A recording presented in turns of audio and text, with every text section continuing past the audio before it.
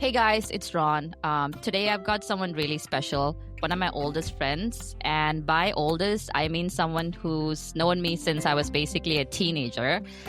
We went to the same school, same class, hung out at each other's houses. Our parents even knew each other. I'm so excited to introduce her to you and dive into what it means to stay connected across distance, time, and life. So welcome, Shrey. Welcome to Just Real Talk. How are you doing?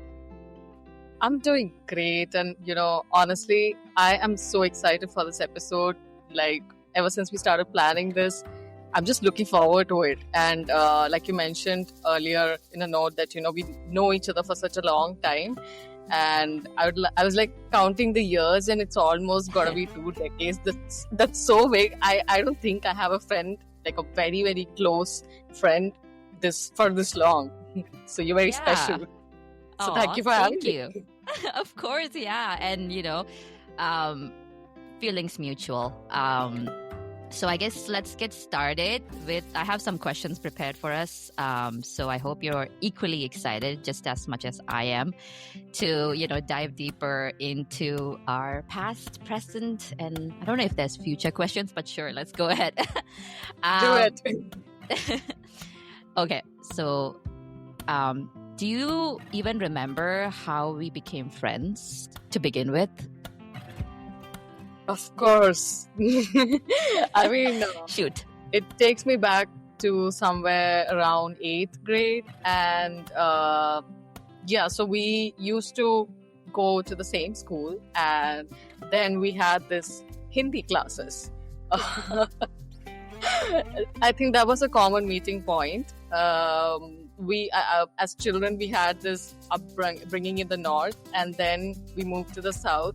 So the Hindi classes in south classrooms were very different. How teachers taught students. And Ron has a great sense of humor, a very great sense of humor, and it was during these Hindi classes that we bonded more. True. I'm pretty sure, I want to shoot this question right back at you, and yeah.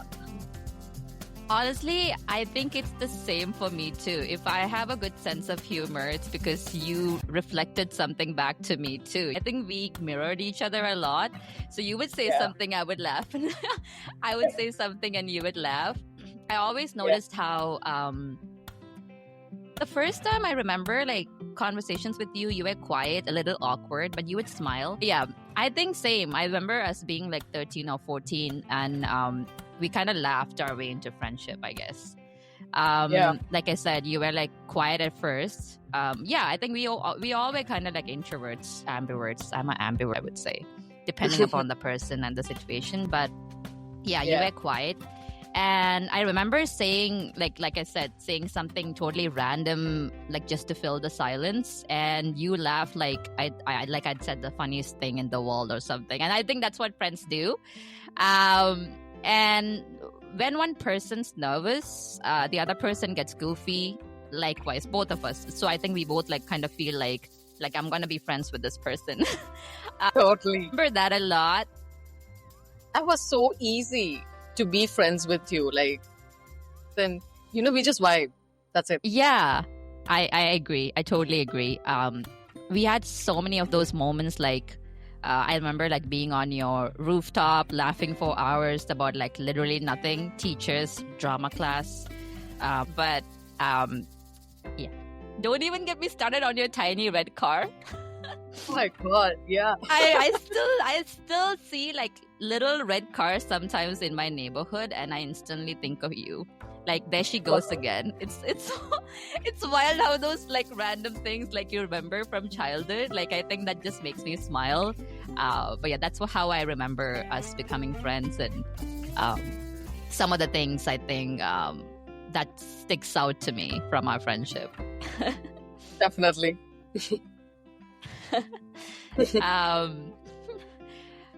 Next one's how do we navigate me moving away and suddenly being in two totally different places, living totally different lives? How did we actually even do that? I don't even remember. Yeah, that part is a little vague for me, but what I do remember is that when you were almost preparing for a year to move to Canada, Yeah. and it's a little challenging at your end, a lot of paperwork, a lot of running around cities and places, and then you would share those parts with me. And I would never imagine that you'd like moving for a very, very long time. I would think like, yeah, she's moving to Canada. It's chill. She'll come back. Yeah. Like, I'll come back. Because Oh, really? You thought I'd come back? yeah, I mean, not like come Okay. back, but then Yeah, like yeah. your family's here, so you'll be like visiting Yeah. very often. So it just sounded so chill in my head. I'd be like, yeah, I'll just catch up with her. Nothing's gonna Yeah, yeah. change. Yeah. That's funny. Yeah, I had no plans of coming back. I'm kidding.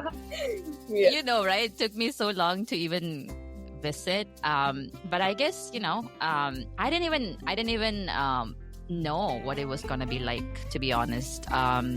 Like you said, I don't even remember how we actually navigated those times. It's such a blur. But I do remember us like randomly being on the phone, like talking about Oh, yeah. stuff. Yeah. Okay. Mostly about relationship stuff or university stuff. Yes. And I think it's like the classic millennial chaotic stuff. I think like we've been through a lot together. Yes. And obviously we've spent way too many hours like dissecting.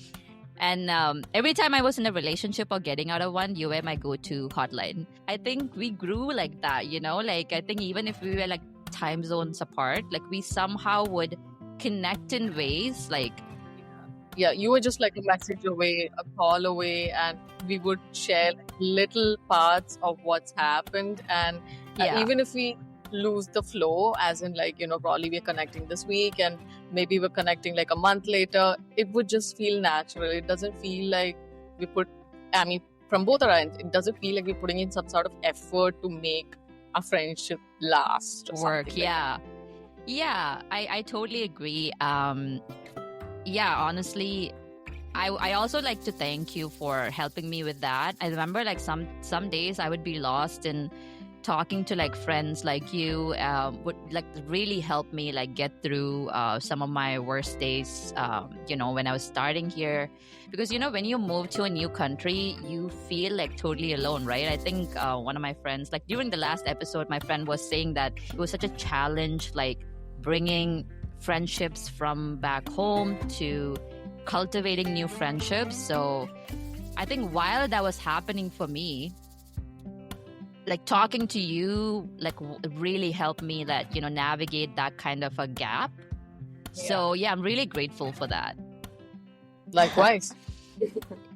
Have you ever felt like we were growing into like different lives, and if so, what helped pull us back together in your case? I haven't really felt that way because talking to you is like home for me, because I'm so familiar. Like we've grown from our childhood days till now, so we kind of know each other's patterns and the communication style or whatever it is. But maybe talking about cultures or how it influences you once you moved in there, I always had it in back of my mind that like she is in a different place and she's having new experiences, dealing with a lot of people, and it's gonna be different at her end, and Yeah. I gotta keep that in my head, like Yeah. there's a lot of disconnect that happens that way also in friendships, like we might just become poles apart, like I might be all about India and you're all about the place that you're in. So yeah, I've seen that happen in other friendships. So Yeah. Honestly, I never thought about it that way because I think when I don't know, humans sometimes always think about, I don't know if it's like I'm going into psychology. I'm just like, I don't know, people always start thinking of things from their own perspective, and then later on, especially like me from my side, and then they're like, oh wait, that's true, that's a completely different scenario, this person's in a completely different like space, so I would also have to consider that. Because societal things are so different in Canada and India, right? Like so I think definitely. I get that. Moving back, I think like if I have to like, think about like if, how we were Mm-hmm. like kind of what pulled us back together. I think that I was settling in and all that. Like we weren't calling or texting all the Yeah. time. I Yeah. think, but we still kind of showed up for each other in like little ways. Mm-hmm. You were always like one of those people to comment on my posts or like hyping me up more than the people I was actually dating. uh, it felt like we were quietly like cheering each other, from like sidelines. Yeah. I don't think there was ever this big moment of we need to reconnect or something like that. Yeah. That's Right? strange, right? Like, I mean, I have my other friends where I probably kind of fight, but Enough it's time. never happened in your case. It's been very natural. And for those of you listening, you should also understand that we've had more, periods where extended periods where we've not had a single text exchanged. But Yeah. I know that, you're there for me and I'm there for you. And Yeah. it would be Yeah. like the same. Exactly. One of my friends, like who I invited on my last episode, is very similar to you. She's a Libra, you're a Libra. I think I get along with Libras really well, especially female Libras. So I think you guys have that calm, composed energy that like obviously like keep Like us the Venus like, regulated. And what were you saying? Sorry. No, the aura of a Venus goddess. Oh, okay. That's you. Okay. Yeah, that's our sign. So maybe, I'll just maybe, draw it up. maybe. I have to look deeper into that. I'm into astrology, but not that much. But thanks for letting me know and the listeners. We naturally like slip back into like that rhythm of like being there for each other, or and I think it just goes with you. Even when you're not actively like tending to it or whatever, we just sometimes we just don't talk. Like you said, we don't talk for months, and then one day we just talk and it's as if nothing happened. Like tasks. Absolutely. If I'm dealing with some very tough situations, I tend to disconnect. I just go into my shell and I disconnect with all of my friends. And you always put in that effort and to reconnect with me, make me feel calmer, like make me talk it out, like what is happening, you gotta talk now. I think I do have that in me. I do that with my family too. People tend to open up to me. I don't know if that's a good thing or a bad thing, but it is. but yeah, obviously, I think you've done the same to me. There were times when I would do the same too, right? I think that's why I said like we do mirror.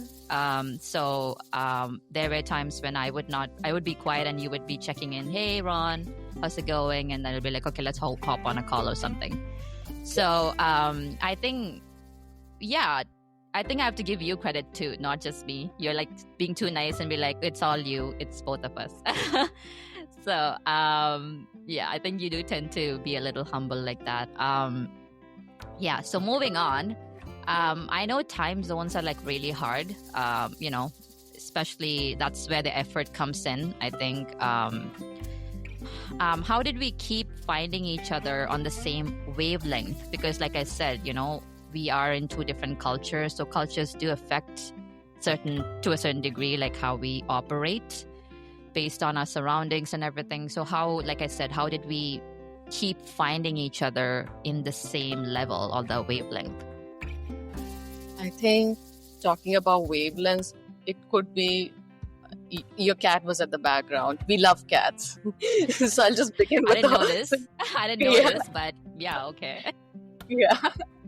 So that one. And two, it's about our upbringing also. So over the years, we've spoken so much about our family, discussed so much. We know how our parents are like, and a lot of things are very similar for us, like the way we would react in a given situation, or many things like that. So I feel that's how we find our wavelength. We have those roots there, like, the beginning part, the schooling and everything together. So, yeah, a lot Yeah, of common things still say the same, yeah.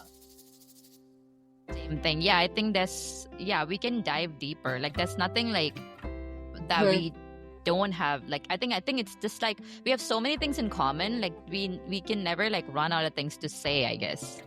Yeah. I mean, we can talk Yeah, about spirituality at length, about mental health in length, yeah. about families, about work, about other friendships. It just feels very easy. Yeah, and there's always something to relate to, like you said. There's even if we talk about relationships, even if we talk about family stuff, even if we talk about friendships, there's always something to be like, yeah, and sometimes we just listen to each other. And I think we've like stayed on the same wavelength because we were always curious about each other. Like, curiosity and understanding was like, I think, the foundation of our friendship, instead of wanting to fix or wanting to find a solution for the other person. I think So true. that's right. Yes. I think I always crave that in like so many other avenues of my life too, because that's Yeah. such a good foundation. And I'm like, yeah, like, that's something like I need to also remember for myself. It's just, like I said, we've always listened, not judged, unless of course we are dissecting like stories. Yeah. Sometimes we are just we turn from emotionally unqualified therapists to quite emotionally Yeah. qualified, to be honest. That's the apt way to put it, I guess. Yeah, that's the best way to put it, I think. And Yeah. somehow we end up like laughing in the middle of a deep talk. That's, I think, Yeah. Yeah, you always lighten the conversation. So, sometimes, I'm like, okay, how do I make this uncomfortable conversation lighter? But even when we, like I said, even when we don't talk for a while, it never, like you said, it never feels like that effort. If anything, it's like we don't have enough time to fit all the things that we want to talk about into one single conversation. exactly. And I think time zones are fake. I think energy is real. Very. That's Yeah, I think I would agree on that. I think it's a connection, somehow is a vibe, and I think we've always had that, regardless Yes. of distance and all that. So I think I'm really appreciative of that part of our friendship, and I hope it keeps building into as we grow. Yeah. Probably we will Um, become some cool grannies and,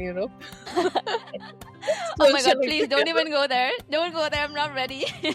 We just entered 30s. No. Let's enjoy 30s. Yeah, see, that's what I said. Rod keeps conversations light. I like to, And fun. sort of deep dives and things, but she's like, no, you chill. You gotta We chill chill now. in the moment. Yes. In the moment. I mean, obviously it took me a while to, actually get here. I myself, like, that's why we get along, because sometimes when I go off topic, you pull me back. You go off topic, I pull you back. Balance. Yeah. So when I visited last year, after almost like a decade, that was the first time I came back. Did it feel like we picked up where we left off, or like there wasn't enough time to really connect? What changed or what didn't? Well, I was very, very, very excited. Like, even before we met, a day before, like, we've been planning for a week or something. You said that, okay, you're coming and you're here, you're resting, you're chilling, and then you're like, okay, next week, let's catch up. And I work and I stay a place different. It's called Kochi. And so I was planning with my husband, I'm meeting her after a decade. It's big, it's huge. Like, you have no idea. She's my childhood friend. I'm like, just pestering him all through that week until he got me home. And then, yeah, we met. I just felt the meeting was very brief, and I kept pinching myself. Is this real? Am I meeting her? It's after a decade. But yeah, I felt like, I wish we could chill more and, we have more time to our conversations because, we need time. Come on, we need time. Yeah, I know. I literally don't even remember. I know we went for like lunch or something and we were just randomly talking, but I'm like, it didn't feel like I had a lot to say. We were still just, I think, enjoying each other's like presence, to be honest, just being in each other's like company and all those things. And I think that was even the fact that we both showed up. I think that's what matters. Right? Like, I think to me, it's more so like words have to match actions kind of person. I am somebody, right? You could say the most fascinating thing, but it has to match. I mean, not you, but like humans in general. So when we showed up to actually meet each other, I was just like, yeah, you know what? This is it. That's all that I need kind of thing. It didn't even feel like, like you said, like we had enough time to fully connect. But somehow we still shared enough to kind of make it meaningful, even if it was like brief. I think you were still your awkward, shy, weird little self, I think. And I was probably being dramatic and trying to make you laugh like I always used to. Like, it's always that classic dynamic. So, grown up besties.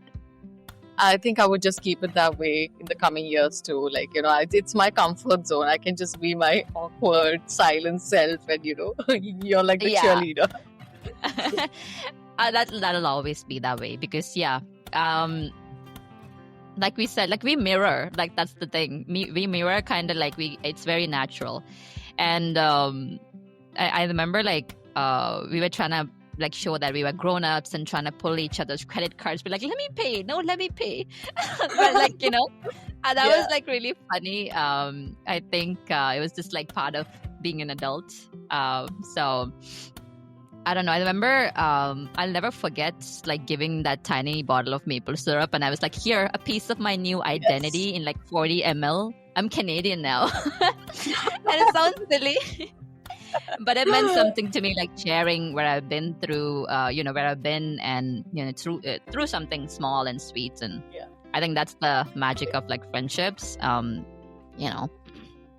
yeah, I really enjoyed that brief moment. So looking back, what do you think helped our friendship last through everything? Like, me moving away, like the time zones, months of not talking and completely different lives. What made it, I don't know, hold on when the communication like wasn't constant? I feel like, I read this book called Super Communicators recently. It's a very interesting book. I forgot the author's name. But so what he writes about in that book is that, sometimes the other person just wants to listen in, or you need to know what the other person wants when they are in a particular situation or they're sharing some part with you. And I feel we've beautifully done that all through these years. Like, at times you would ask me, am I just venting? Do you want to just be a listening ear, or do you want like an opinion, a solution? So that kind of clarity really keeps us going. And I must say I've lost a lot of friends over the years, and it's very beautiful, and I'm very grateful that we have this bond that we share from so many years. And it very commonly happens in friendships that people grow apart, the likes change, their paths change, a lot of things change, or they just get caught up with life. So that way I'm just grateful. I'm in a place of gratitude when it comes to friendship, honestly. Oh, that's really sweet. And how would you put that? Like, I mean, I would love to hear yours. My point of view? Yeah, of course. I think in the end, what kept our friendship going was, I don't know, it's like we kept choosing each other. I don't know. We kept choosing that friendship. We kept choosing each other to stay in each other's life. And I think it did take effort. I wouldn't say that it didn't. There were, we did have that conscious choice of I choose this person to be in my life. I'm giving the privilege of this person to stay in my life. Both of us. I think like we've already discussed, like, And I think we're very vulnerable beings when it Yes. comes to our friendship. We are not like There's no performance. Yeah. Yeah. And there's We no can just be. ego involved. Like, like I wouldn't hesitate to share why I'm behaving a certain way right now, or Yeah. what state of mind or state of being I'm in right now. Like, I can share it with you, and I know you wouldn't judge, or I know you wouldn't be forming a second opinion, back of your head or things like that. Yeah. If I ever do, just come to Canada and like just punch me. I'm like, no, I would never. That's I'm just trying to lighten the mood. But yeah, that's how I felt. Like, no judgment. I think that's something, like I said, like few handful of my friends who I have is because you've gotten to that stage, that level of like, okay, these are the friends, my true friends, because no matter what I do, like, you don't judge. Even if tomorrow I show up with like a mohawk like haircut, you'll be like, there she is, she's my best friend. Like, that's how you would react, right? Like, no judgments. Sometimes like friends are even better than family. I mean, obviously there are like, great family members, but at the same time, I feel like friendships have a certain level of, they've seen parts of you that probably even like family hasn't, so I think I really appreciate